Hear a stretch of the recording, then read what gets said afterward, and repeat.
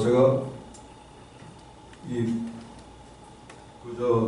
저 본가랑 처가가 다 대머리 집안이라 저 일찌감치 대머리가 되었습니다. 그래서 30대 후반부터 석발을 하고 다녀가지고 일찍 제가 전국 대머리 협의회라는 임의단체도 만들었습니다.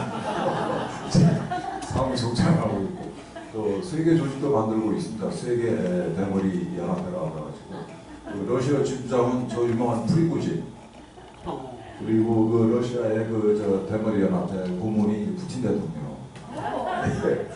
우리 제가 굉장히 센 조직에 몸을 담고 있습니다. 멋있습니다. 율브린하고 고맙습니다. 제가 성격이 못나가지고 문재인 일당이 실제로 이 나라를 무너뜨리려고 하는 거라고 저는 확신했고 지금도 하고 있어요. 그래서 이제 제가 일개 공무원이었지만 문재인 정부에서 우리 손주성과 사람 잡는 경제 정책입니다. 말도 안 되는 자세히 말씀 안 드리겠습니다만, 그 다음에 전 세계가 부러워하는 인류의 희망, 대한민국의 원자력 산업을 무너뜨리려고 그랬잖아요. 그 일당이. 그 다음에 이 한미일 동맹을 깨려고 지랄 발광하겠습니다. 이런 거에 대해서 제가 한두 번도 아니고 정권 들어서자마자 줄기차게 이제 물론 이제 페이스북에 제가 뭐 어디 가서 공무원이 성명서를 쓸 수는 없잖아요. 지속적으로 이제 얘기를 하다가 결국 2019년도에 이 문재인과 대한민국 좌파들의 이 총선 등 이 최대 정치 무기가 뭔지 한번 생각해 보셨어요? 쟤네들의 최대 무기가 뭘까요, 여러분? 국민들의 반일 감정이에요. 거의 본능이다시피 우리 이 뼈와 살 속에 이게 깊이 뿌리는 반일 감정. 그래서 얘네들은 큰 선거를 앞두고 반드시 대대적으로 반일 캠페인을 합니다. 그래서 2019년에는 2020년 4.15 총선 앞두고 그야말로 발광을 했어요. 그 중에 하나가 이제 중국이가 이 주창가를 올린 거죠. 그러면서 정부의 이 반일 정책에 따라오지 않는 놈들은 친일파다 이렇게 몰아봤어요. 그래가지고 제가 겁대가리 없이 당시 이제 민정수석이 그렇게 얘기했는데 제가 그래 나는 친일파다. 지금은 친일하는 게 애국이다. 라고 얘기를 하고 사흘 있다가 공직감찰관에 잡혀갔어요. 그래가지고 4시간 조사받고 이제 파면을 당했습니다. 그 후에는 그렇고 여러분 이제 조금 있으면 이제 내년 총선이잖아요. 총선 앞두고 얘들이 또 발광하고 있어요. 그게 뭐죠?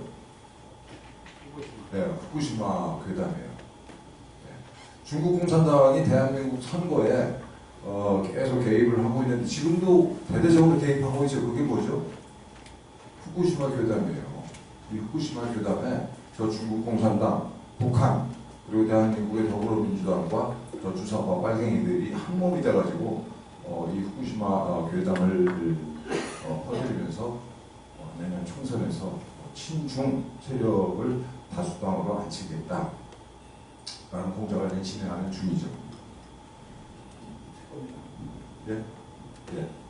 혹시 여기 계신 분들 중에 저랑 뭐 이런저런 생각이 다른 분이 계실 수 있겠습니다만 뭐 이렇게 이따가 혹시 토론할 수 있으면 하면 좋겠습니다. 중국의 경제 체제는 뭘까요, 여러분? 사회주의일까요? 걔네들이 이 중국 특색 사회주의라고 하는데 그건 말도 안 되는 거짓말이고 이광혁 돌아가신 그 싱가포르 수상이 한마디로 잘랐어요. 중국은 자본주의다. 그리고 중국 헌법에도 그렇게 규정하고 있어요. 국유기업과 그 다음에 이 사유기업이 공존하는 경제체제다. 우리는 본질적으로 자본주의 체제입니다. 그런데 이 법에 의해서 사유재산이 보장되지 않는 자본주의 체제예요. 다시 말씀드리면 중국 공산당이 어떤 사람을 하루아침에 엄청난 거부 부자로 만들 수도 있고 하루아침에 재산 다 뺏고 죽여버릴 수도 있는 그런 자본주의죠. 그래서 중국 공산당은 본질적으로 조폭이다 라고 저는 생각을 해요. 이게 그냥 감정적인 말씀이 아니고 오랫동안 고민한 결과입니다. 한번 생각을 해보시죠. 그래서 중국 공산당은 얘들이 이 중국 대륙을 차지한 지 70년이 넘었는데 중국 공산당이 지배를 하고 있어요. 일단 국제 70년.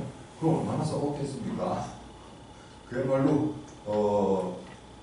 중국 공산당 자체가 오물 덩어리예요. 여러분들 중국에서는 출세하고 돈을 벌려면 공산당 당원이 돼야 되는데 당원이 되려면 어떻게 해야 될까요?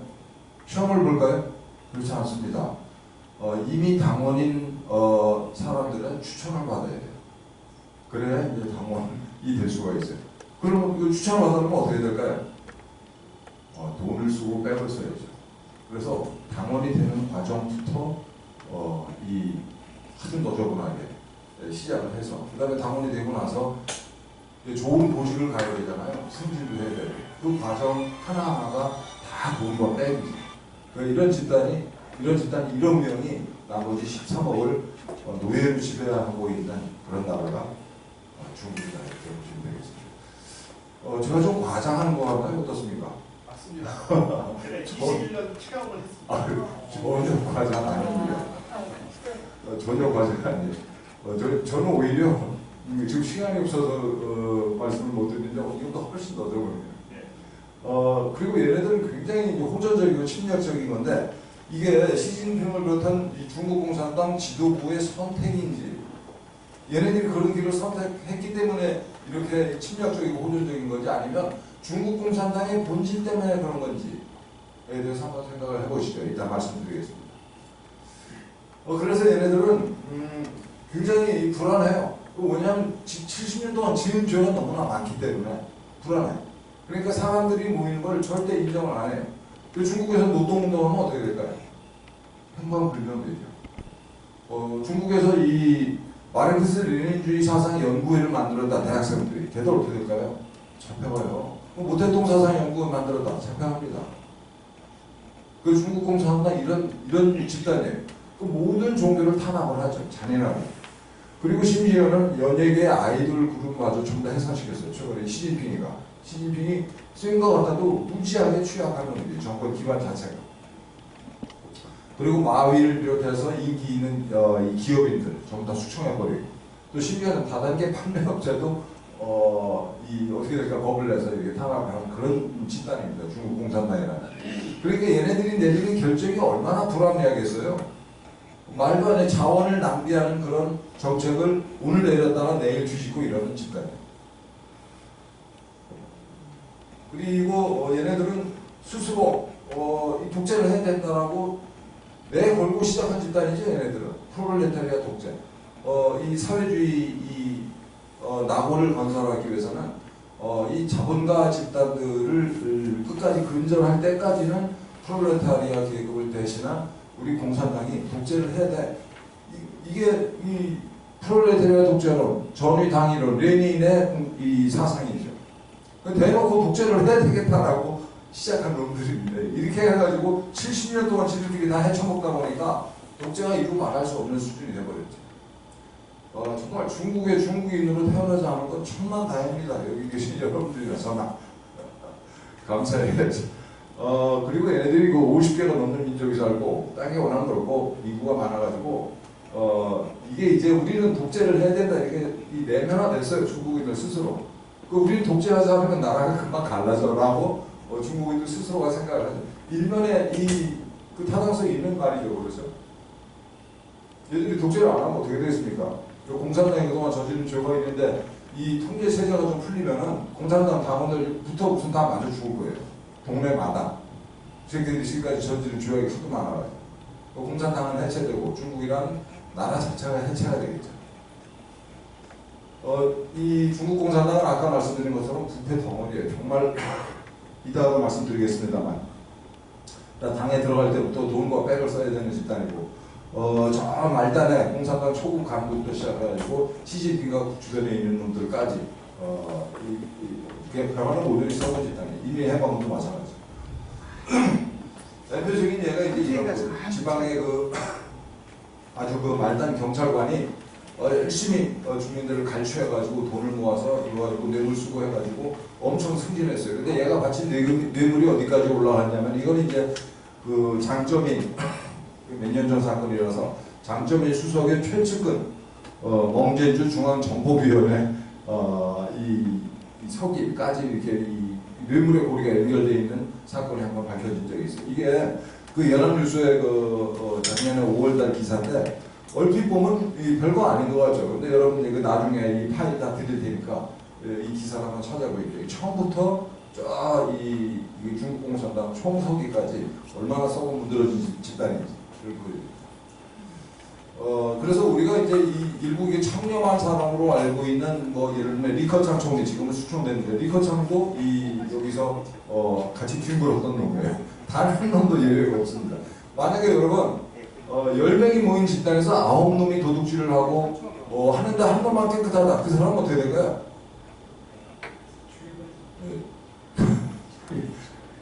설명할 수가 없죠. 중국 공산당이 그런 집단이에요. 그러니까 여기서 무슨 우리 공산당 이념이 원래 그런 게 아니야 없자고 헛소리했다 하는 행방불명 되는 거죠. 그래서 얘들이 얼마나 정말 중국 대륙입니다, 여러분. 우리나라 스케일이 이 어린 지방 간부 집에서 발견된 금괴. 근데 이름이 무지하게 높은 놈일 것 같죠. 근데 우리로 치면 제주도 도지사 정도 되는, 도지사도 아니고 제주시 시장급, 저 하이난도에 그 하이커우시라고 있습니다. 이 하이난도에 뭐라고 해야 될까, 주도 비슷한 건데 그 하이커우시의 공산당 의원 비서관이에요. 여기서 비서는 이제 두목이라는 뜻입니다. 그러니까 우리로 치면 제주시 시장.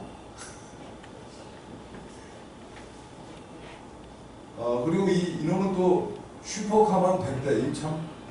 얘는 얼마나 높은 놈인가 제가 궁금해서 또 봤더니 우리로 치면 안양시의 전력국장 정도 되는 애예요. 그러니까 얘가 이 정도 재산을 모을 때까지 아랫놈들이 알았을까요? 몰랐을까요?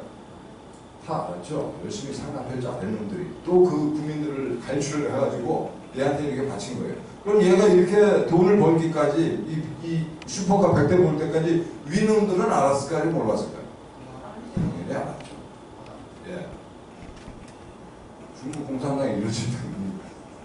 그리고 얘네들이 공산당 당원들이 이렇게 재산을 축적하기까지 중국의 서민들은 어떻게 사는 걸까요, 도대체? 리커상이 2020년에 이런 얘기를 했어요. 이게 중국의 6억 인구가 한 달에 17만 원도 안 되는 돈으로 산다. 6억 인구가 17만 원으로 한 달 산다. 생각이 되십니까? 그런 것들이 우리는 안 보이죠. 여러분 이 대륙의 실수라는 단어 들어보셨어요? 샤오미를 비롯해서 이 중국의 전자제품이 싼 값에 너무나 성능이 좋은 게 쏟아져 들어온 거예요. 그거를 우리 젊은이들이 그 대륙의 실수다 이건. 이 싼 값에 이런 물건이 나올 수가 없어. 그게 가능했던 이유가 뭘까요? 중국의 13억 인구가 노예노동을 한 거죠. 이런 정말 더러운 선배님들 계셔가지고 제가 쓰는 전문 용어는 못 쓰겠는데 저 같았으면 진짜 제가 중국의 서민으로 태어났다. 공산당은 몇 놈은 반드시 죽였을 것 같습니다. 돈에 못 이겨서. 그런 이제 돌발사고 갖고 일어나요. 근데 이게 중국이 워낙 감시를 촘촘하게 해가지고 이 주민들의 불만이 조직화가 안 돼요. 그래서 얘네들 인구가 14억인데 CCTV가 7억대라는 거 아니에요. 꼼짝 못하게 올려놓고. 또 어떤 놈은 첩이 100명. 첩이 100명이라는 뜻은 아파트가 적어도 100채라는 뜻이죠. 이 자식은 그래도 좀 중국 최대 자산관리 회사 회장이라고 합니다. 이 조그만 가지고 캐비넷에 있는 거 이거 전부 다 현찰을 뭉칩니다. 지금 진짜 웃긴데. 그리고 이 중국의 최고위층이 여기저기 부동산이 많죠. 홍콩은 물론이고 저 미국, 캐나다, 호주 등지에 이 부동산 현찰이 굉장히 많아요. 그래서 이 중국 공산당이 전쟁을 못 일으킬 거다. 그 이유는 중국이 이제 석유랄지 무슨 식량 이런 것들 다 수입하는 그 이유도 있지만 기본적으로 해외 파킹에는 놓은 재산이 너무나 많아가지고 그 뺏길까봐 전쟁을 못 일으킬까봐 이런 추측을 하는 사람들이 있습니다. 중공군도 이 엄청 싸워 있는 집단이죠. 이게 자기네 비행기 뜯어가지고 팔아먹고, 탱크도 이제 뜯어서 팔아먹고, 총도 팔아먹고, 기름 다 빼다 팔아먹고. 어떻게 이런 일이 가능할까? 여러분 며칠 전에 2019년도 사건인데 항공모함을 가는 거는 중국 공산당의 수건이죠. 비원이죠. 비원. 우리도 한번 항공모함을 가져보자. 이건 이 중국 최초의 항공모함은 사실은 우크라이나에서 만들다가 이 소련이 해체되면서 그냥 방치했어요. 다 완성을 안 하고. 그래서 이제 골조만 만들어주고 중국 애들이 이걸 수입해다가 우리가 이제 해상 호텔 만들겠다라고 숨기고 이걸 사다가 이걸 주섬주섬 해가지고 이제 간신히 항공모함을 만들었는데 이거 만들면서 얼마나 헤쳐먹었는지 비행기 항공모함이 움직이지 않는 거예요. 그래가지고 이제 여러 놈이 헤쳐먹었죠. 그래가지고 결국 이제 이 책임자가 수청이 됐어요. 그런데 이 중국 공산당의 부패 한가운데 있는 거는 소위 태자당이라는 그룹이죠. 중국 공산당 고위층의 자식들이 대를 이어서 헤쳐먹는 거예요. 그 집단이 태자당입니다. 그래서 돈 되는 건 다 얘들이 하죠. 그래서 그 알리바바의 마윈의 실제 주인은 누굴까요? 태자당이죠. 마윈이 알리바바가 성장할 수 있었던 거는 중국 공산당이 태자당이 뒤를 봐줬기 때문인 거예요. 여기 이제 알리바바가 기본적으로 물류회사인데 여기 이제 이 대규모 창고 부지가 필요해 그러면 걔들이 여기 창고해 태자당 실세들이 뭐 이런 식으로 해가지고 알리바바를 오늘날까지 키운 거예요. 근데 알리바바가 걷다 그래서 중국 공산당이 대들었다가 죽을 뻔했죠. 그래서 중국에는 민간기업이라는 게 우리 시기의 민간기업이 없어요. 여러분 전부 다 태자당이 실제 주인이 그런 기업들 뿐입니다. 그래서 이제 마윈이 덤볐다가 하루아침에 재산 다 뺏기고 그런데 이 다른 이제 이 권력 투쟁 과정에서 다른 재벌들은 행방불명되거나 그냥 죽었어요. 어디 관광 갔다가 이렇게 떨어져 죽고 뭐 이런 사고가 빈발했는데 마윈은 아직에 살아있죠. 그 이유는 마윈이 너무나 유명하기 때문에 중국 공산당이 굉장히 부담이 됐어요. 그래서 이제 마윈을 죽이지 않고 이런 식으로 빙빙 돌리고 있는 거죠. 그래서 마윈이 컴백한다라고 하는 기사가 요즘에 나오고 있는데 중국 경제가 워낙 어려우니까 마윈을 내세워가지고 경제를 한번 살려보자라는 취지에서 움직이고 있는데 그럼에도 불구하고 마윈의 모든 돈은 지게 아니죠. 언제든지 뺏길 수 있는 중국 공산당 고위층의 재산입니다. 마윈에서. 아까도 말씀드린 것처럼 이렇게 하루아침에 사라지는 부자들 많아요. 줄 잘못 썼다가. 이 태자당도 이 한 개 그룹만 있는 건 아니죠. 태자당도 뭐 여러 그룹이 있을 테니까 그 중에서 이 권력투쟁 과정에서 줄을 잘못 쓰면은 그냥 이렇게 행방불명 되는 거예요. 200조 원의 재산을 가진 회사 이 회장이. 그리고 이건 뭐 우리로 치면 석유개발공사 사장하던 애가 이거 뭐 하던 애인지도 몰라요. 얘가 갑자기 회장으로 등장해서 혜성같이 등장해가지고 왔다 갔다 하다가 또 지금 행방불명 되는데 아직도 어디 있는지 몰라요. 이런 나라입니다. 그러니까 그러니까 중국의 부자들은 무슨 생각을 할까요? 내가 언제 죽을지 언제 재산을 다 뺏길지 모른다 이런 불안감이 늘 있는 거죠. 그러니까 재산을 가능한 한 해외로 빼돌리는 거죠. 처자식들은 해외에 보내놓고 이런 나라. 그러니까 아무리 지금 잘하고도 어느 순간 판빙빙 같은 이런 세계적인 여배우도 줄을 잘못 썼다가 이 돈 다 뺏기고 행방불명을 갖다가 이제 살아있다라는 걸 중국 애들이 실물을 내보이지 않고 그게 동영상으로 살아있다 실제로 살아있는가 모르겠습니다. 이런 나라죠. 여러분들이 이제 중국 공산당의 고위층이다. 여러분들은 목표가 뭘까요? 처음은 대내적으로는 당연히 일당 독재를 영원히 계속하겠다. 이게 그리고 이 재산과 이 지위를 내 자식들한테 물려주겠다. 이게 이제 목표가 될 수밖에 없는 거예요. 얘네들의 대외적인 목표는 뭘까요? 공산당의 대외적인 목표. 놀랍게도 세계를 정복하는 겁니다. 설마 믿겨주세요. 얘네들의 목표가 세계 정복이라는 게? 얘네들의 목표는 실제로 세계 정복이에요.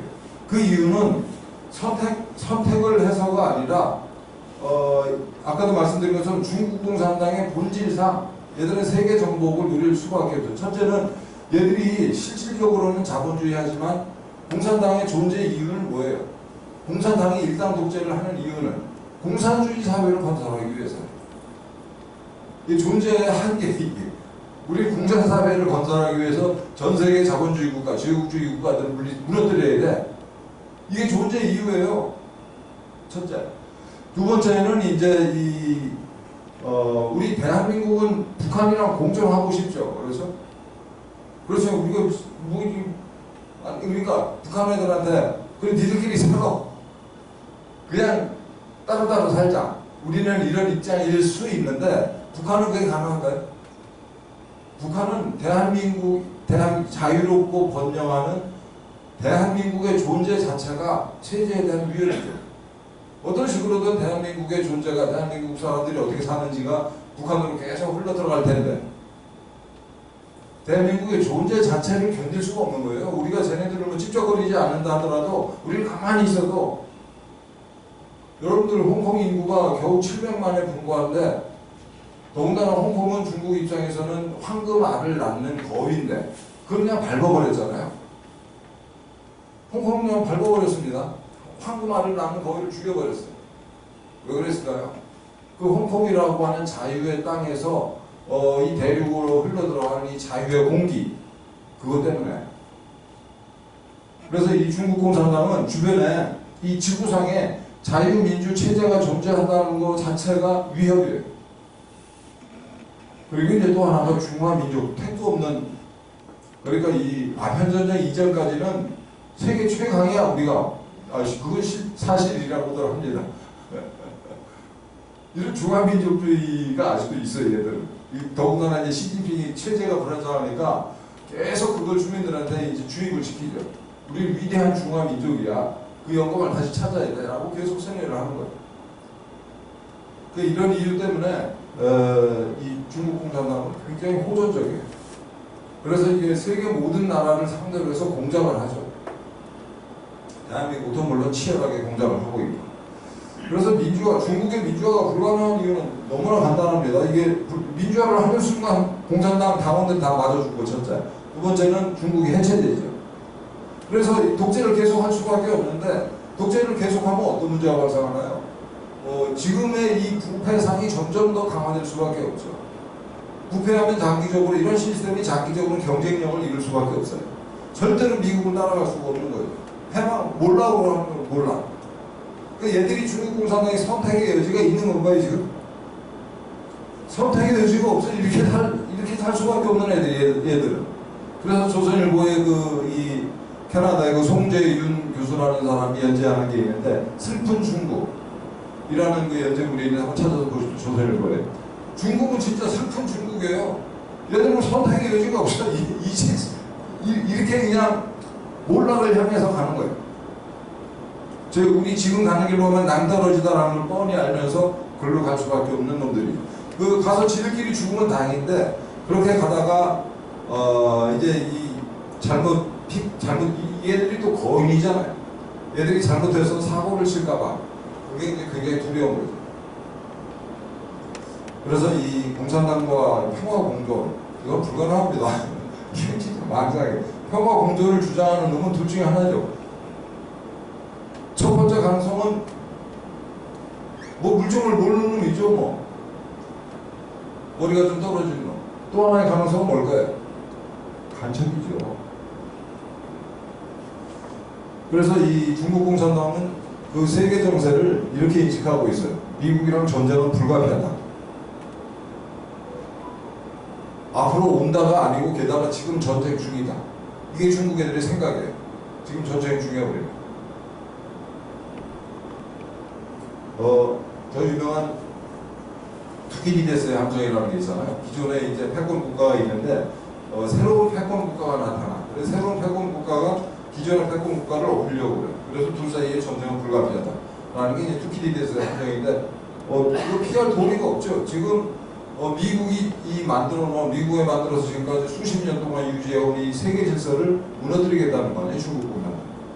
그래서 별짓을 이따가 혹시 얘기할 할 기회가 있을지 모르겠는데 별짓은 다 하고 있어요. 그렇지만 답이 없죠. 그래서 미국은 이 중국共产党을 이 과거 30년 동안 이용을 했죠. 중국이라고 하는 세계에서 가장 부려먹기 좋은 나라. 어떤 점에서 부려먹기 좋으냐면은 거의 노예 수준의 임금을 주고 중국共产党이 노동운동을 철저하게 탄압을 해주고, 반면에 이 가성비는 상당히 좋은 노동력이 10억 가까이 되는 나라예요. 이게 세계 이 자본주의 대기업들 입장에서는 중국만큼 이 기업 활동을 하기가 좋은 나라가 없었어요. 그래서 30년 동안 미국을 비롯해서 서구의 자본들이 쏟아져 들어가고, 또 거기서 만든 물건을 서방 세계에 아주 싼 값에 판매를 하고 그래가지고 과거 30년 동안은 그야말로 윈윈 할 수 있어요. 물론 이제 중국 측에서 윈한 거는 국민들은 다 노예 생활을 했지만 공산당은 엄청난 재산을 축적을 했죠. 그리고 이제 서구의 이 월마트를 비롯한 대기업들은 엄청 이제 돈을 벌 수 있었고. 근데 그런 시대는 아까 말씀하셨습니다만 이제 끝났다. 왜냐하면 중국이 너무 이발을 일찍 드러냈어요. 우리가 이만큼 돈을 벌었으니까 이제 저 새끼들 잡아들여야지. 등소평이 뭐라고 그랬습니까? 유언이 뭐냐면 절대 미국한테 덤비지 마라. 앞으로 100년인가요? 50년인가요? 근데 작게 잡아서 짧게 잡아서 50년이라고 쓰고 50년 동안 미국한테 덤비지 말고 발톱을 숨겨라라고 도광양에 도자기 숨길 도자인데 이 실력을 감추고 괜히 미국 앞에서 나대지 말라고 이제 유언을 했는데 그 이후에 이제 장점인이랄지 후진타오랄지 그 다음에 이렇게 시진핑으로 새로운 그 집권자들이 등장하면서 최소한의 이제 임기가 거든요. 이게 5년 동안 2번 해먹을 수 있다 그러니까. 근데 이 새로 그 총서기가 되는 놈들마다 내가 전임자와는 뭔가 다르다 이걸 보여줘야 되잖아요. 실적으로도 보여줘야 되고 자기 이 주장으로도 좀 보여줘야 되고, 내가 전임자보다 낫다라는 걸 보여주고 싶지 않은 그런 증거가 있을까요? 그건 어렵습니다. 그래서 이제 이 집권자가 바뀔 때마다 발언의 강도가 이제 계속 이게 고조되는 거예요.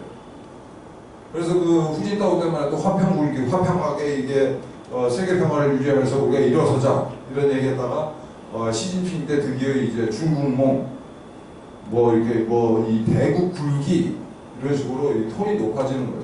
그래서 지금 이 시진핑의 정책은 시진핑의 이 오류라기보다도 중국 공산당의 어떤 그 뭐랄까요 논리적 귀결이다. 저는 이렇게 보고 있어요. 그래서 중국은 어쨌든 전쟁은 불가피하다라는 생각을 가지고 있습니다.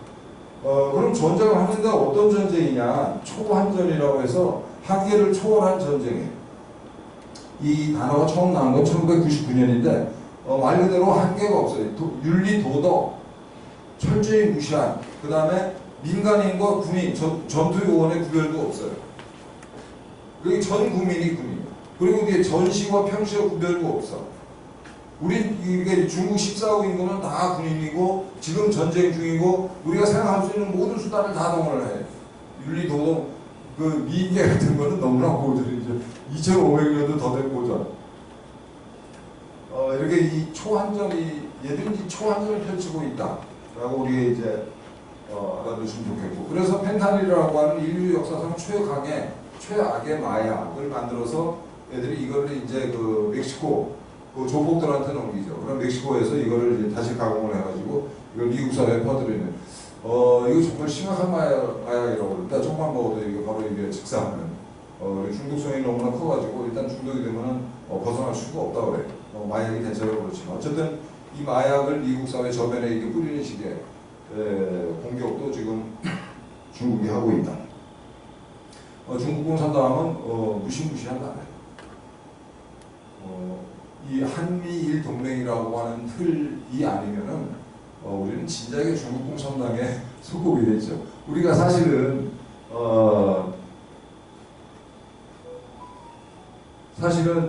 19세기 말까지 청일전쟁 때까지는 중국에 속국이었잖아요. 좀 엄밀하게 말하고 계속 조공을 바쳤지 않습니까? 2000년 동안. 청일전쟁 이후에 드디어 우리가 중국 대륙으로도 벗어났어요. 그래서 독립문을 세운 거죠. 정말 무시무시한 나라입니다. 이게. 인구가 특히 이제 14억이나 되고 2,500년의 역사를 가지고 있어요. 얼마나 많은 지혜가 쌓였겠어요. 그 지혜를 이 현대에 맞게 총정리한 게 초안전이라고 하는 개념이고 또 책이죠. 그리고 특히 이제 통일전선 전술이라는 게 쟤네들의 소위 이제 무택동이 그 대륙을 차지하고 나서 우리가 이제 이길 수 있었던 3보가 있다 이렇게 얘기했어요. 첫째는 공산당, 두 번째는 인민해방군, 세 번째 보배가 뭐였을까요? 통일전선 전술이라. 이건 뭐 말이 거창한데 영어로는 유나이티드 프론트 연합전선이죠. 이게 적을 고립시키고 아군을 최대한 많이 포섭하자라는 게 통일전선 전술이에요. 그래서 이 공산주의를 이해할 때 공산당의 핵심은 이 세 개 조직입니다. 이 조직부. 너무 치사하죠? 조직이 있어야 되니까. 그 다음에 이제 이 선전선동부. 선전선동부가 이 중국 공산당뿐만 아니고 공산당이 모름지기 다 이렇습니다. 선전선동부가 당 중앙의 핵심이다라는 건 무슨 뜻이냐면 얘네들은 평소에 선전선동을 하고 있다는 뜻이에요. 선전선동. 지금도 하고 있는 거죠. 근데 반면에 우리는 이 선전선동의 중요성을 모르죠. 이게 우리 같은 체제에서 선전선동을 담당하는 부서가 교육부랑 이제 문체부인데 우리 교육부, 저도 이제 문체부 출신입니다만 우리 교육부나 문체부 공무원들은 아무 생각이 없죠. 진짜 아무 생각 없습니다. 그런데 이 선전선동이 이 공산당에 있어서는 이렇게 중요한, 이거 어떻게 원래 이렇게 되는 건가요? 밑에 깔리는 거. 제가 뭘 잘못 눌렀나? 예, 고맙습니다. 그리고 이제 이 통일전선 공작부라고 하는 조직이 있어요. 최근에 며칠 전에 당 중앙에 이 사회공작부라고 하는 중요한 조직을 더 만들었어요. 이거는 이 시집 공산주의 체제가 불안정하기 때문에 자기네 국민들을 대상으로 한 통일전선 조직을 따로 만들어야 되겠다. 그래서 신설한 조직입니다. 그래서 이 통일전선 공작부 2, 이게 대내 통일전선 공작부다 이렇게 저는 이해를 하고 있어요. 3자회가 대표적인 통일전선 공작이죠. 이 중국의 기독교인들이 공산화 초기에 한 1억 명 가량 됐었는데 이 1억 명을 다 적으로 돌릴 수가 없잖아요. 적으로 돌리는 대신에 공산당의 통제를 받는 기독교를 만들었어요. 얘들이. 그래서 3자라 하면 맨 밑에 보시면 자치, 이 외국, 그러니까 이 서방 기독교 세력과는 관계없는 중국 기독교 집단이다. 우리는 이게 이제 자치고, 자양은 우리 스스로 필요한 돈 다 조달하겠다. 그 다음에 자전, 우리끼리 전도하겠다. 이게 서양 선교사들 오지 마라. 라는 게 이제 3자 교회입니다. 이게 기독교인들을 대상으로 한 대표적인 통일전선 공작이죠. 통일전선 공작이 뭔지 감이 잡히시죠, 이제? 별로 어려운 개념이 아니에요. 다시 말씀드립니다만 적을 고립시키고 우리 편을 최대한 많이 포섭하기 위한 각종 공작을 이제 이 통일전선 공작이라고 하죠. 이 중국이 미국을 상대로 통일전선 공작을 펼치고 있다는 건 미국도 잘 알고 있어요. 이게 2020년에 뉴스위크 이 기사인데 맨 밑에 이 제목 보면은 시진핑의 비밀 계획, 미국을 뒤집어 엎기 위한 이런 기사가 뉴스위크에 실릴 정도로 미국이 잘 알고 있습니다. 중국이 무슨 생각, 무슨 짓을 하고 있는지. 그러면 통일전선 조직이 뭐냐? 중국인들이 이 발을 담그고 있는 모든 조직이 통일전선 조직이에요. 말 그대로 모든 조직이.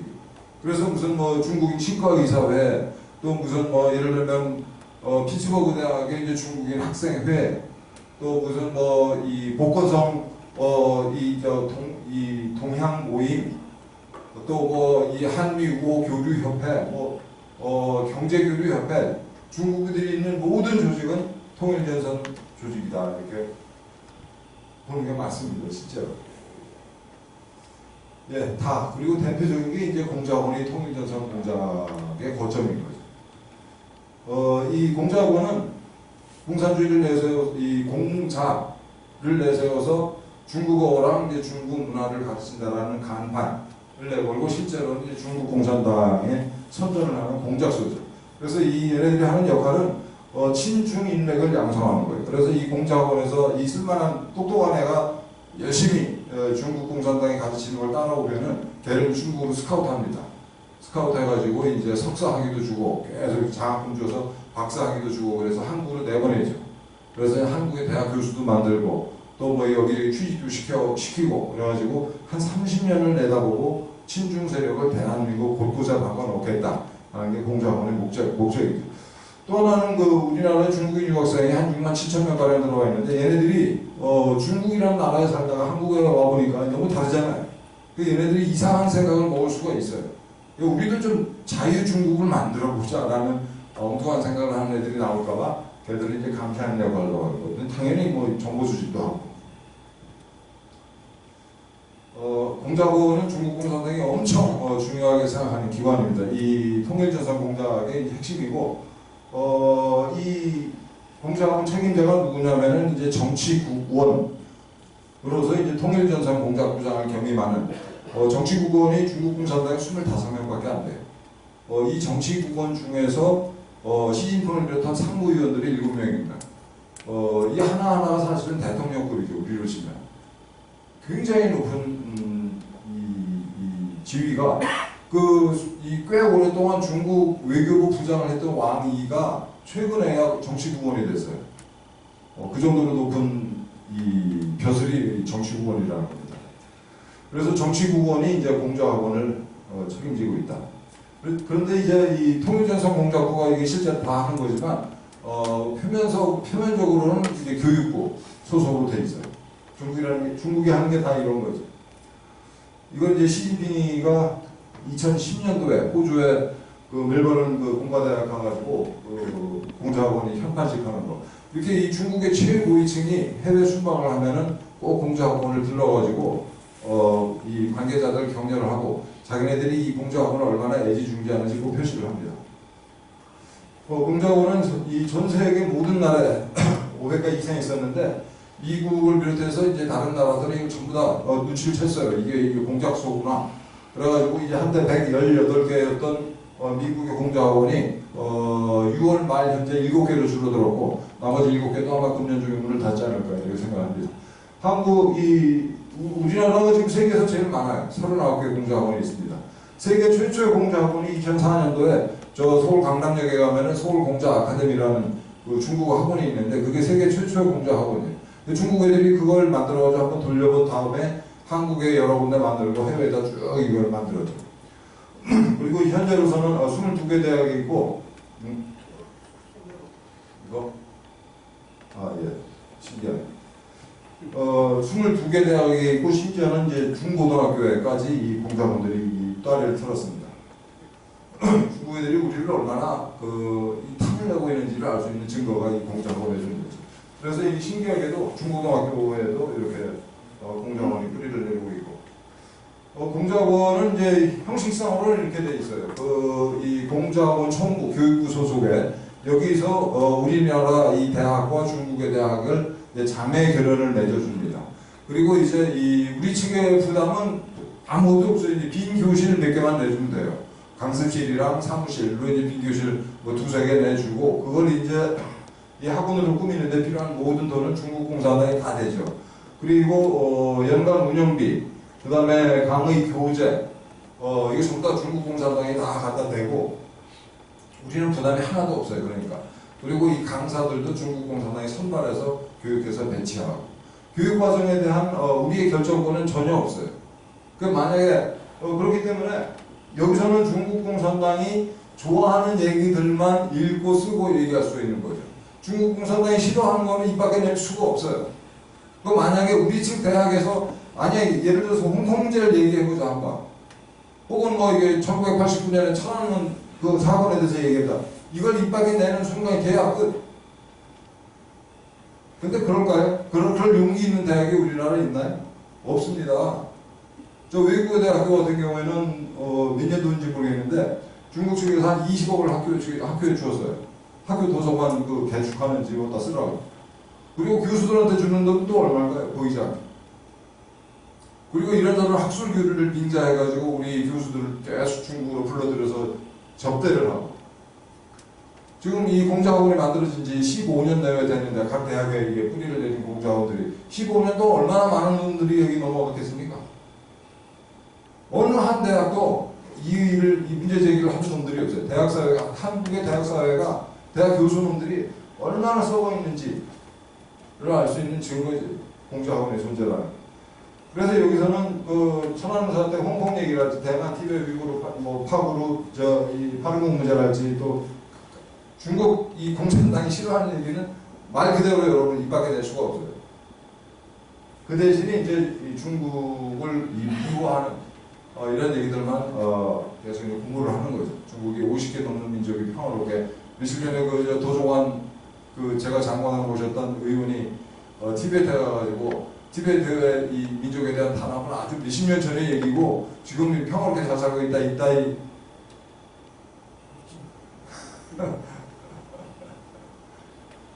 그런 것들 그런 얘기들을 공자학원에서 배웁니다. 이 공자학원이 있잖아요. 대학에 이제 설치가 되잖아요. 내지는 이 중고등학교. 그러면은 거기는 시작이에요. 시작. 거기를 거점으로 해서 지역사회 전체를 대상으로 공정을 하죠. 그래서 그 인근 초중고등학교에 공자 교실이라고 하는 이제 그 특별활동 시간에 공자하고 강사들을 파견해가지고 중국 문화를 선전하는 이런 짓들도 하고 공자 교실들은 또 지역 주민들 상으로 해서 각종 이제 이 공짜 영화도 보여주고 물론 그 영화 내용은 중국 공산당을 선전하는 내용이죠. 그 다음에 이제 중국 차 마시기, 뭐 음식 맛보기 뭐 이렇게 해가지고 그 다음에 이제 이 교장 교감 선생님들을 중국으로 초청을 해요. 이 공자학원에서. 그래가지고 교장 교감들을 또 포섭을 하는 거죠. 이 우리나라 공자학원이 굉장히 많은데 그 중에 제일 열심히 하는 게 광주에 있는 호남대학교 공자학원입니다. 이 호남이라고 하는 단어 자체가 사실 중국에서 유래한 지명이죠. 이게 중국의 호남대학이라는 이름이 같다고 그래가지고 이 호남대학이라는 자매계를 맺는 형식으로 해서 일찍이 2006년도에 공자학원을 만들었죠. 그리고 이 아까 보신 그 이정식 원장이 공자학원 연합회 회장을 한 10년 동안 역임을 했습니다. 우리나라 공자학원을 전체를 사실상 통솔을 했다 이렇게 저는 보고 있습니다. 참 황당하고 신기한 광주광역시가 2017년도인가부터 그 차이나 프렌들리 정책을 광주시의 이 뭐라고 해야 되나요? 이게 시정 목표로 삼았어요. 공개적으로.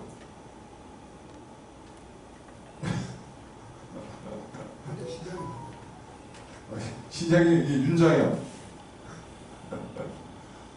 이게 왜 그랬냐면 이게 긍정적으로 해석해서 중국인 차이나 프렌들리 해가지고 중국인 관광객들을 많이 불러 모으고 또 중국인 유학생들도 많이 불러 모으고 또 우리 기업인들이 또 이게 중국이랑 많이 거래를 할 수 있는 기회를 만들고 그래서 광주 지역 경제를 살려보자.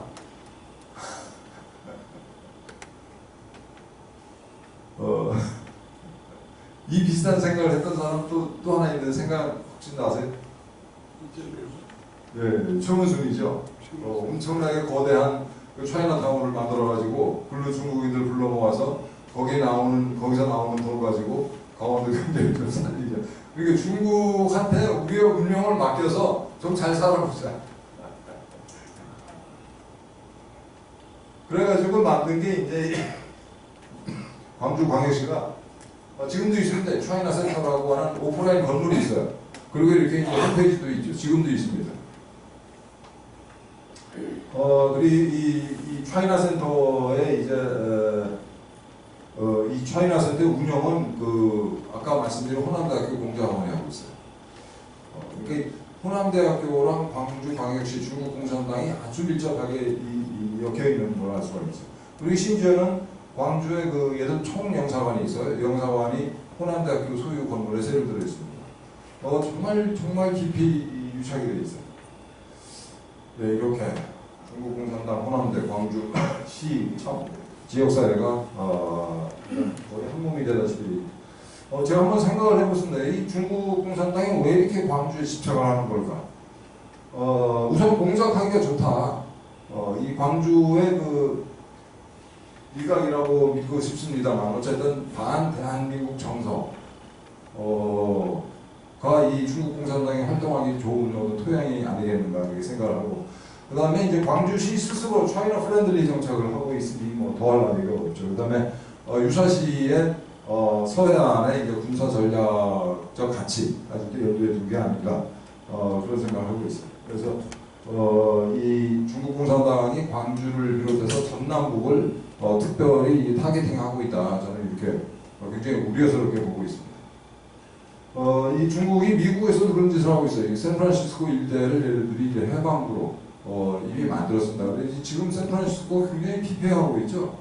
주요 대기업들이 전부 다 샌프란시스코를 탈출하고 길거리에 가게는 전부 다 문을 닫고 앞에는 마약에 취한 애들이 기어다니는 그런 도시가 되어가고 있어요. 이거는 제가 제 이 유튜브 방송에 이 문제는 따로 정리해서 올리기 있는데 혹시 관심 있는 분들은 보시기 바랍니다. 그래가지고 이 하남대학교 이 공자학원이 하는 중요한 사업 중에 하나가 굉장히 겁나는 사업인데 차이나 프렌들리 최고위 과정이라는 것을 2016년도에 시작을 했어요. 이 광주 전남북 지역의 경제인들을 한 50명 모아가지고 1년 동안 일주일에 한 번씩 계속 만나가지고 이 공부를 하면서 이렇게 연수도 가고 그러면서 여기에 들어와 있는 사람들한테 이제 중국이랑 비즈니스를 할 수 있는 기회를 만들어 주겠죠. 이렇게 이 전남북에서 광주 전남북에서 그래도 돈 꽤나 있는 사람들을 전부 다 친중 세력으로 전부 다 얽기 위한 이 공작이다. 이렇게 보고 있어요. 그리고 광주지방경찰청에 이제 공짜로 이 중국어 교육해주는 프로그램도 열고 또 이 교장단 불러다가 이제 중국으로 데려다가 교육하는 그런 프로그램도 열고. 근데 이런 교장들을 중국으로 불러다가 교육하는 거는 그 전국에 있는 모든 공작원이 다 하는 겁니다. 서울공작아카데미도 이제 그걸 하고 있고. 보시는 것처럼 뭐 세명대학교, 뭐 제주 한라대, 강원대학교 뭐 전부 다 모든 공작학원들이 다 하는 사업이에요. 이게. 중고등학교 교장 선생님들 중국으로 불러다가. 근데 그 조건이 아주 좋죠. 이게 이 당사자는 교장 본인은 항공료만 내고 나머지 숙식비는 전부 다 중국 공산당이 제공하는 거예요. 그래서 중국 공산당이 이 사람들을 6박 7일이나 이렇게 그 중국이 보여주고 싶은 거, 중국이 얼마나 놀랍게 발전했는지 이런 데만 데리고 다니면서 계속 교육을 하는 거죠. 그 교장 선생님들이 무슨 생각을 하게 될까요? 그걸 보고 극진하게 대접을 받으면 끼리마다 이렇게 최고급 고량 대접을 받고 일주일 동안 그렇게 갔다 오면 이 미인계는 없었다고 치고 이 중국이랑 좀 친하게 지내야 될 것 같은데 나도 그렇고 우리 나라도 그렇고. 그래서 이런 교장 선생님들 중에 적극적인 교장 선생님들 접근해서 그 중고등학교에 공작학원을 여는 거죠. 심지어는 이제 이 지방의료 의원도 데리고 가요. 이게 왜 위험하냐면은 이게 지금으로부터 한 10년 전에 그 팡팡 중국 이름으로 이 영어 이름으로 크리스틴 팡이라고 하는 그 가철인데 이름이다. 여기 나오는 남자들이랑 다 잤어요. 얘가 몸으로 다 포섭을 했죠. 얘는 에릭 스월레리라고 이 샌프란시스코 근처에 이 더블린 시라고 있어요. 더블린 시의 시의원 하는 친구예요. 걔를 얘가 이제 몸으로 쌓고 정치 자금도 대주고 이 일대 중국인들이 많이 삽니다. 샌프란시스코 일대. 그래서 선거할 때마다 얘를 도와주고 그래서 얘를 키워요. 에릭 스월레리를. 그래가지고 결국은 연방 하원 의원으로 만들어요. 지금 연방 하원 의원입니다. 얘가. 그 중국인들이 이렇게 길게 보고 공작을 해요. 어디를 정이죠? 얘는 그 인근 시의 그 시의원이니까 시장하는 놈이고 얘도 마찬가지고 이런 식으로 공작을 해요. 미국에서 이렇게 하는 근데 얘는 이제 FBI에서 추적을 해가지고 중국으로 도망갔어요. 도망가기 7, 8년 됐나 그랬는데 얼마 전에 중국에서 비행기 사고 나서 죽었다고 뉴스가 나왔는데 얘들이 우리나라를 상대로는 이렇게 안 할까요? 어떻게 생각하십니까? 그 최문순이랑 가깝게 지나다녀요. 보시면 저 일본 지역자. 예예. 그 이름이 그 이름이 총리들 만나고 다 했죠. 그다음에 광주시 교육청이랑 이제 협약을 맺어가지고 광주시 공자학원이 그 방과 후 학교 프로그램도 운영을 하고, 이게 초등학교 이 초중 고등학교 단계에서 친중 인맥을 이렇게 길게 보고 만들어 가는 거죠. 중국어 교사들도 이렇게 포섭을 하고 이렇게. 이 뭐 공공도서관에서도 이런 프로그램을 운영을 하고, 또 분원도 설치를 해. 광주에 있는 학교에서 여수에다가 분원을 설치하고, 또 저 전라북도 고창에다가 또 분원을 설치하고, 정말 열심히 하죠. 이렇게 다른 그 인근 초중고등학교를 상대로 계속 이렇게 촉수를 뻗칩니다. 정말 부지런히. 근데 얘들만 호남대 공자학원만 그러는 게 아니고 전국의 공자학원이 다 이렇게 공자하는 양태가 똑같아요. 이건 제주 이 대구 계명대 공자학원인데, 얘네들은 이 기사가 2017년 기사인데 이때 이미 인근 41개 중고등학교에 이 공자학원 프로그램을 퍼뜨렸다는 기사입니다. 이 공자학원이 정말 얼마나 열심히 일을 하는지를 알 수가 있죠. 이거는 그 2008년도 기사인데, 이때 이미 호남대 공자아카데미는 송원 초등학교를 시작으로 전남고등학교, 광주전자공고, 세종고 및 육군 31사단 내에도 중국 교육부의 도서 및 자료를 무상으로 지원받는 공자학당을 설치할 계획이다, 이런 기사. 근데 이거 제가 확인을 못해서 2008년 기사인데 육군 31사단 내에도 정말 열심히 하죠. 중국과 친해지기 위한 그 행사를 이 호남대 공자학원이 열심히 합니다. 그래서 공자학원의 날 그래가지고 각종 이제 문화 행사를 다 여는 거죠. 심지어는 좀 이따 이제 정률성이라고 하는 인물이 그 광주에 있는데, 이 사람이 일제 때 1914년생에 광주에서 굉장히 잘 나가는 집안의 세체가 넷째 아들로 태어났는데, 굉장히 똑똑한 형제들이었습니다. 이때 이제 이 형제들이 30년대에 중국으로 건너가지고 중국 공산당에 입당을 해요. 그 당시에 중국 공산당원으로 이제 활약했던 조선인들을 어떻게 볼 것인가. 이건 우리가 다른 기회에서 이제 얘기를 하기로 하고, 어쨌든 중국 공산당에 입당을 해가지고, 무택동 찬가랄지, 이 사람이 정일성이 음악에 천재적인 소질이 있는 분이라고 해요. 무택동 찬가랄지, 또 오늘날 인민해방군 군가를 이제 작곡을 하죠. 그리고 또 6.25 때는 이 북한으로 입국을 해가지고 인민군의 중요한 고위층으로서 선전선동을 담당하는 그런 역할을 하고, 또 오늘날 인민군 군가를 이 사람이 작곡을 했어요. 근데 이 사람을 이제 광주 사람들이 우상화를 하고 있죠. 광주가 배출한 독립운동가. 중국 공산당 당원이다. 그리고 지금도 이 중국 공산당 열사등에 묻혀 있는데, 그런 얘기를 안 하고 독립운동 가다라고 얘기하면서 정률성 동요제, 또 이건 애들 상대로만 보고, 또 정률성 가요제, 이 음악제, 이 성인 음악인들을 대상으로 하는 이런 행사를 계속 열면서 이 중국 공산당 당원이었던 정률성을 이제 우상화하는 작업을 하고 있습니다. 광주가. 그리고 이 사업을 호남대 공자학원이 맡고 있죠.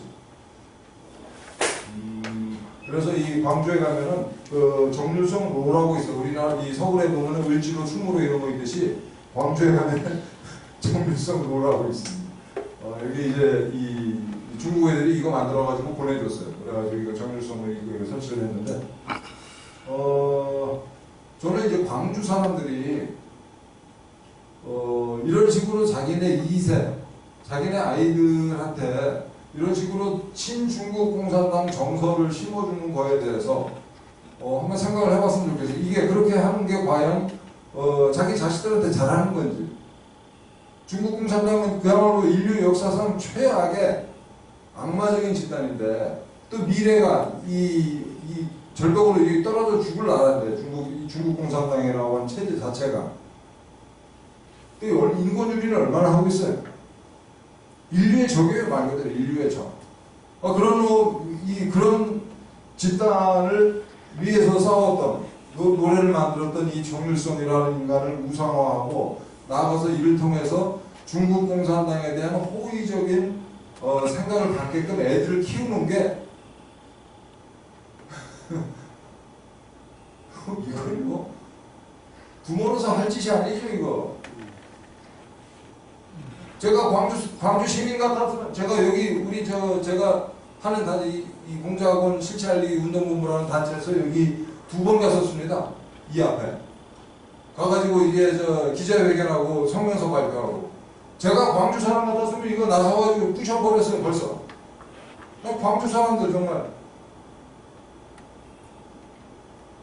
미친 사람들 아닙니까?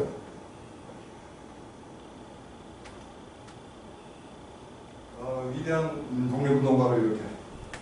그래서 이런 식으로 이제 이 변검 같은 공연도 공짜로 보여주고, 그래서 자꾸 중국이랑 이렇게 이런 거 자꾸 보다 보면 중국이 남 같지 않잖아요. 이웃 사촌 같잖아요. 정신적으로 무장 해제를 시키고. 그리고 또 이 서울 강남의 공자 아카데미가 이런 것도 운영을 해요. 온라인 이 사이트도 만들었는데, 이 학원에서 하고 있는 중요한 사업 중에 하나가 스파르타 훈련소라는 게 있어요. 그러니까 중국어 시험 대비 집중 학습 코스를 운영하는데, 이게 굉장히 좋은 성적을 내고 있어요. 그래서 우리나라 한국 외대 통번역대학원 합격자 전국 1위, 2대 중앙대 통번역대학교 합격자도 배출하고, 또 하나는 이 외사경찰이라는 게 있습니다. 외국인 관련 범죄를 담당하는 경찰관들을 따로 뽑는데, 외국어 특기생들이죠. 거기에 3년 연속 최다 합격자를 배출시켰어요. 여기 출신의 우리 외사 경찰관들이 지금 몇 명인지 모르겠는데, 그분들이 중국 공산당 간첩이야. 절대로 그럴 일은 없죠. 그렇지만 중국 공산당의 1차적인 포섭 대상이다. 볼 수밖에 없죠. 그래서 이 경찰청에서 이 문제에 대해서 좀 예의주시하고 대책을 세워야 된다.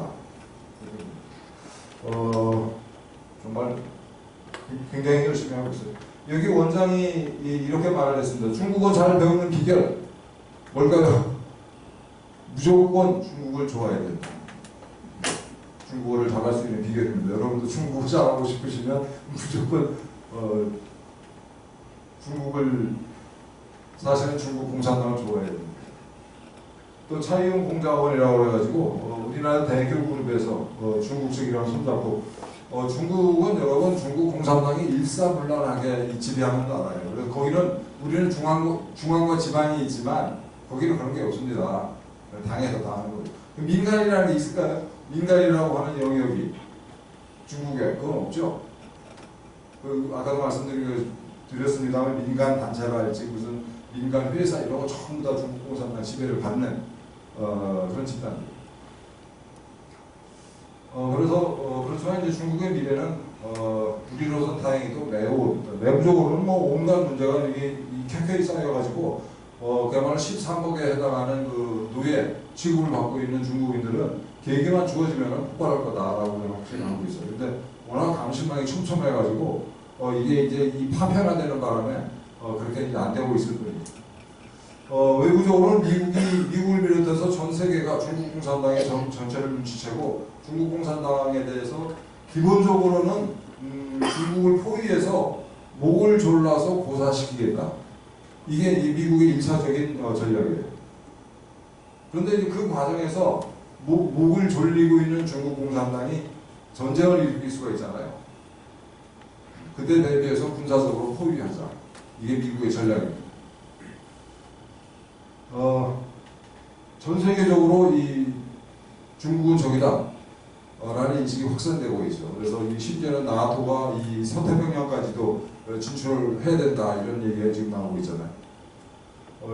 게다가 이제 시진핑이 겁대가리 없이 이 등소평의 유언을 어기고 우리한테 까불면 다 죽여버릴 거야. 공공연하게 이제 소위 전랑, 이렇게 울프 워리어라고 해가지고 늑대같이 싸우는 이 전사, 천황 외교를 해라라는 게 전람 외교. 미친 독일을 제 발등을 찍는 짓이죠. 이렇게 간이 부었어요, 시진핑이. 실제로 미국을 지 손바닥 올려놓고, 손바닥 위에 올려놓고 좌지우지할 수 있는 실력이 있으면 전람 외교를 해도 되죠. 근데 아직 그렇게 되려면은 너무나 먼, 미국에 비해서 현격하게 국력이 떨어지는데도 이빨을 드러내고 발톱을 드러내고 지저대고 있으니 굉장히 한심한 놈이에요. 호주에 대해서는 이 중국 공산당 고위층의 푸시린이라는 분이 있는데 그분이 뭐라고 했냐면은 호주는 우리 신발 밑에 무슨 껌딱지야. 우리한테 까불어. 껌딱지 그냥 지금 뭉개버릴까 보다. 라는 얘기를 공개적으로 했어요. 근데 이게 이 돌발 사건이 아니고 죄송합니다.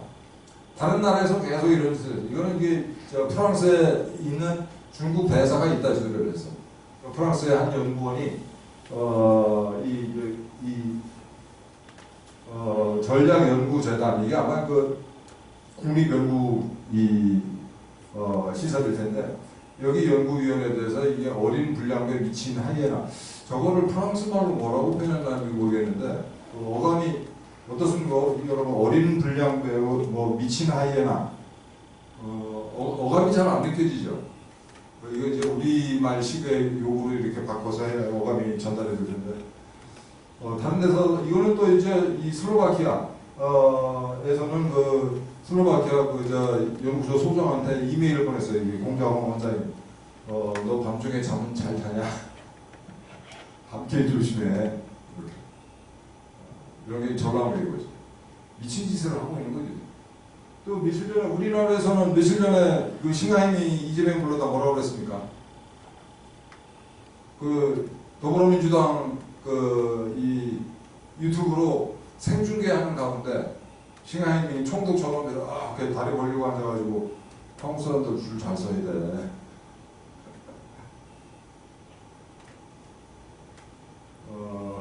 이런 전람회교를 한두 군데서 한 게 아니고, 그래가지고 이제 전 세계에서 공자학원을 아까 말씀드린 것처럼 다 추방하는 추세. 헬싱키가 이게 어느 나라죠? 이게? 핀란드. 예. 핀란드 공자학원도 다 추방이고, 북유럽에서 벨기에, 스웨덴, 덴마크, 노르웨이, 이거 전부 다, 이 공자학원 전부 다 없앴고요.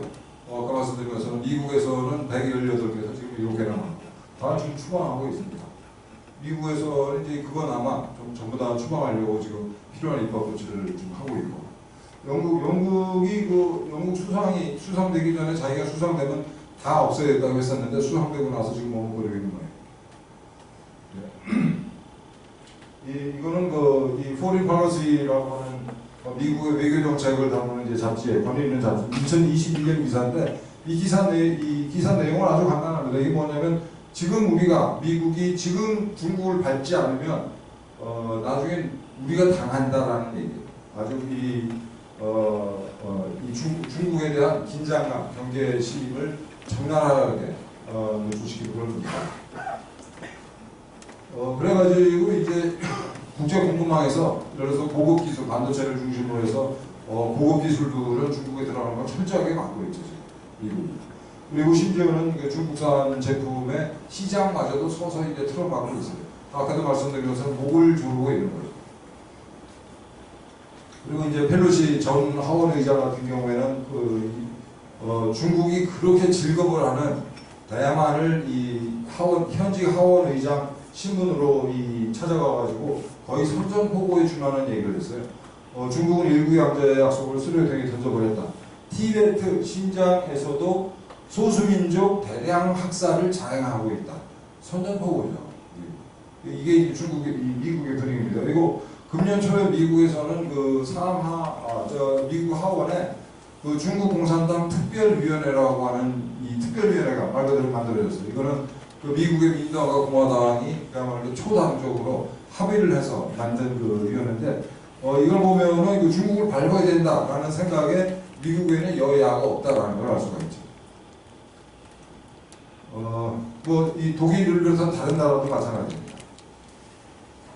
이 기사는 뭐냐면 그 미국이 이런 생각을 하고 있다는 거. 즉 미국은 지금 우리가 중국을 밟지 않으면 나중에 당하니까 지금 밟아야 된다라고 생각한다는 걸 중국이 잘 알고 있다는 기사예요.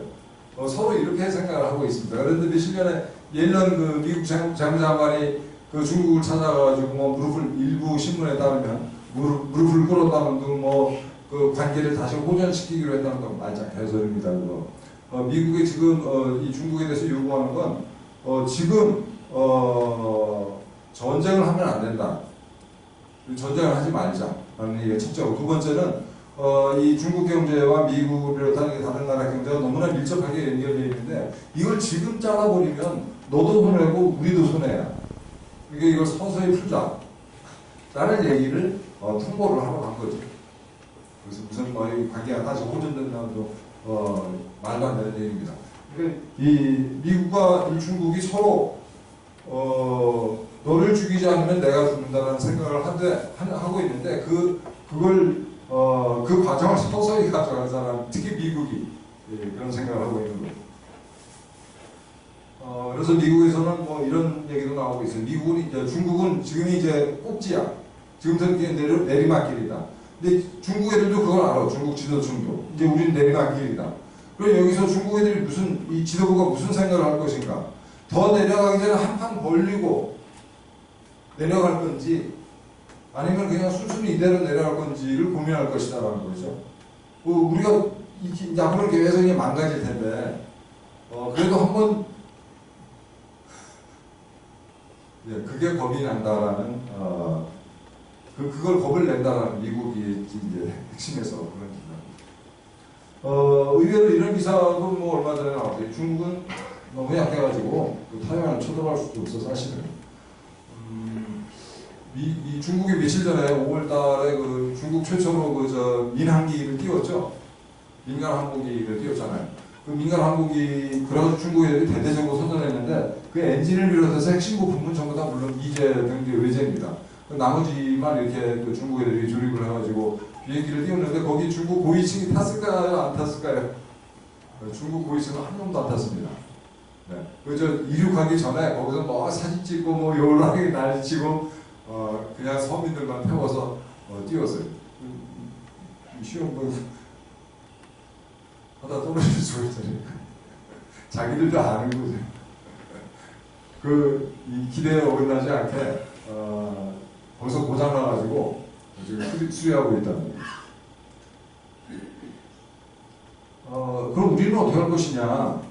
우리 그 삼성이나 SK 하이닉스 반도체 이 생산량의 반 이상을 그동안 이 중국에 수출을 해왔어요. 중국이 세계의 공장이니까. 그래서 우리가 지금 굉장히 난감한 상황이죠. 미국에서는 우리 보고 자꾸 이제 이 신호를 주는데 우리는 지금 삐끗하면 삼성전자 지금 실적 들어서 아시죠? 네, 이런 상황입니다. 그래서 어떻게 슬기롭게 그야말로 50년에 한 번 올까 말까 한 이 세계사적 변화 과정에서 우리가 어떤 입장을 취해야 될 것인가? 우리가 미국과 중국 사이에서 줄타기를 할 수 있을까요? 양다리 걸치기. 안미 경중은 완전히 나섰죠 이제. 안보는 미국, 경제는 중국이라고 하는 과거 30년 동안의 프레임은 완전히 깨졌습니다 이제. 줄타기를 하자라는 얘기를 하는 사람들이 많아요 여전히. 여러분들 줄타기가 가능하다고 생각하세요? 여러분 우리나라 반도체 산업이 여기까지 온 건 물론 이병철, 이건희 부자를 비롯한 위대한 기업인들과 또 한국 정부의 뭐 이런저런 배려 등등이 있지만 뭐 때문에 이 반도체 산업이 우리가 여기까지 올 수 있었을까요? 미국의 전략이죠. 그 80년대, 70년대, 80년대에 걸쳐서 일본이 그 반도체를 비롯해서 모든 산업 분야에서 미국을 제꼈어요. 그래가지고 70년대 후반인가 80년대 후반인가요? 그 일본에서 노라고 말할 수 있는 일본이라는 책이 나왔죠? 혹시 기억나세요? 네. 그때 미국이 무슨 생각을 했을까요? 아니 그 2차 대전으로 초토화된 일본한테 이런저런 기술도 다 전수해주고 시장도 열어주고 그래서 일본을 여기까지 키웠는데 일본이 이제는 노라고 말할 수 있는 일본 거기다가 원래 소련에다가 이게 이 소리가 안 나는 잠수함 부품도 대주고 여러분들이 미국 최고위층이다 이게 무슨 생각을 했겠습니까? 일본에 대해서 이 새끼들은 갈겨버려야겠다라고 판단을 한 거예요. 그래서 그 각종 이 압력을 넣어가지고 일본의 반도체 산업을 한국으로 옮겼어요. 그런 건데 미국이 이렇게 살벌한 나라예요. 그래서 이 반도체 산업을 옮기니까 일본의 그 전자 산업이 망가져 버렸죠. 지금 이 삼성이 이 반도체와 전자 산업에서 이렇게 삼성 LG가 여기까지 온 건 미국의 전략이에요. 무시무시한 말하죠. 여기서 우리가 출타기를 한다. 그래서 지금 만약에 여기서 우리가 선택을 잘못하면 지금 한국인들은 지금이 이제 피크일 수가 있어요. 우리야말로 중국 아까 중국 얘기했는데 대한민국이야말로 여기가 피크일 수가 있습니다. 근데 내년에 만약에 그러니까 시간 돼요? 한 10분만 다 돼서 아주 짧게 좀더 하시죠. 예, 최근에 미국에서 거론되는 중요한 이 화제 중에 하나는 만약에 대만을 중국 공산당에 뺏기면 어떻게 할 것인가 라는 시뮬레이션을 해요. 전략적인 고민을 하는 거죠. 답이 뭘까요, 여러분? 만약에 대만을 뺏긴다. 제일 먼저 해야 될 일이 뭘 것 같아요? 미국 입장에서. 그렇죠. TSMC라고 하는 세계 최고의 반도체 공장을 부셔야 된다. 라는 게 미국이 공공연하게 얘기하고 있어요. 국회의원을 비롯해서 공공연하게 TSMC를 폭격해야 된다. 자, 그런데 여러분 있잖아요. 한국이 만약에 친중 정권이 고착이 된다. 내년 선거에서 친중 세력이 그야말로 이제 170석 108 지금 의석을 차지한다. 미국이 무슨 생각을 할까요? 한국에 대해서.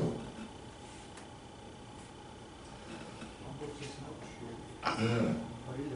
한국의 반도체 산업은 끝이에요. 이게 내년 선거가 반도체 산업의 미래랑 직결되어 있습니다, 여러분. 그래서 지금 우리의 선택이 앞으로 1년 이내에 대한민국의 선택이 되게 중요한 순간에 도달했다 하는 생각을 했는데 그래서 이게 이 후쿠시마 괴담 같은 게 다 연결이 되어 있는 거예요. 처음부터 끝까지. 그래서 이 공자원에 부역하는 건 범죄죠. 그래서 우리 공자원 추가운동을 하는 거는 중국 공산당을 상대로 지금 사실 세계전이 벌어지고 있다 이렇게 보고 있어요. 그래서 세계전에 임해서 자유진영의 일원으로서 우리 몫을 하는 아주 중요한 사업이고 반중투쟁의 원점이다. 이렇게 스스로 저는 자부를 하고 있습니다. 그리고 너무 긴 시간 동안에 경청해 주셔서 고맙습니다. 마치겠습니다.